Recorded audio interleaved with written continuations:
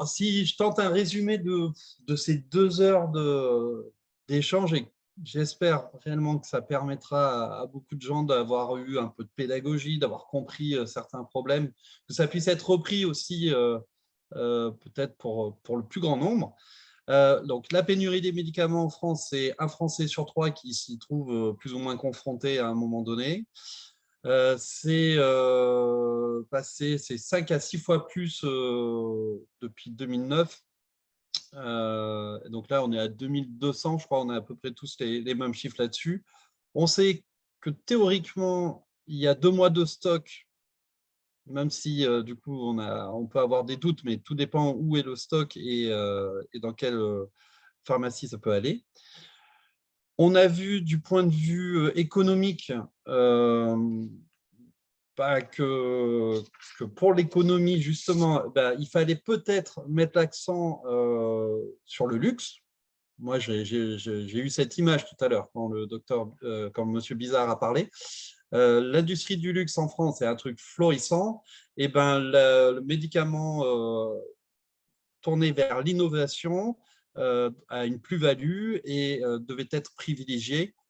En même temps, j'ai aussi retenu que le produit mature, donc un produit ancien mais essentiel, était une nécessité stratégique et qu'il fallait en avoir beaucoup aussi et les produire. Enfin, la gouvernance, ça concerne donc la chaîne globale, donc depuis le producteur jusqu'à l'usager, en passant par le pharmacien et le prescripteur.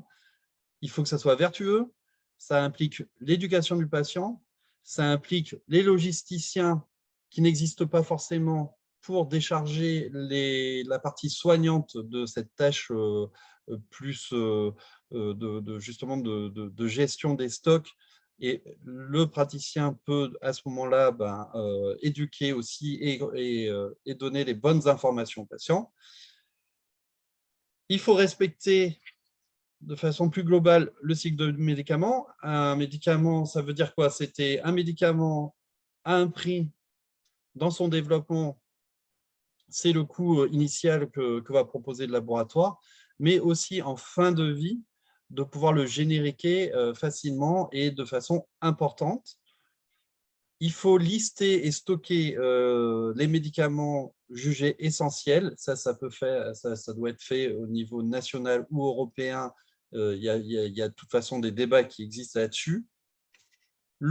Probablement, le nerf de la guerre, comme d'habitude, pour un médicament ou un dispositif médical implantable, c'est le bon prix auquel un pays va l'acheter, parce que si ce n'est pas le bon prix, les industriels, qui sont essentiellement privés et qui ont quand même une économie à faire tourner, se désengagent ou ne viennent pas.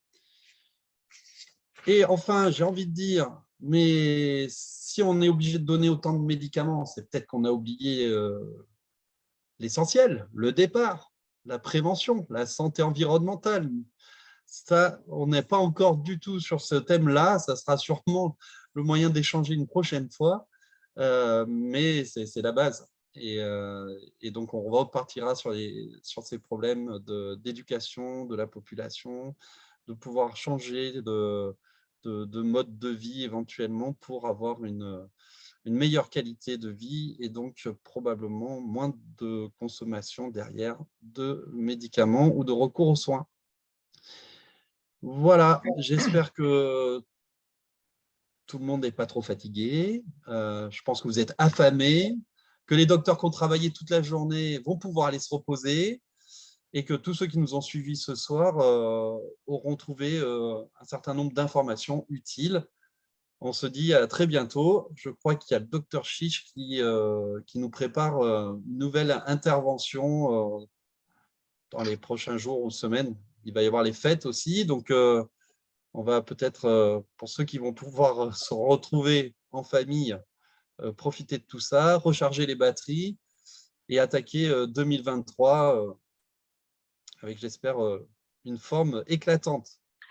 Si je puis me permettre, Thomas, je pense que Ouais. pour rassurer tout le monde, c'est que ce Zoom ne restera pas juste à l'état de vidéo. Je pense qu'il donnera lieu à un bel article, en tout cas gravé sur le papier, parce qu'il y a eu de très belles interventions. Donc voilà. Et je souhaite une bonne fête à tous également. Il y aura de toute façon une redite sur la chaîne YouTube du collectif. Et je ne sais pas si on a réussi ce soir, mais sur Facebook également. Voilà, merci beaucoup. Bonne soirée. Au revoir.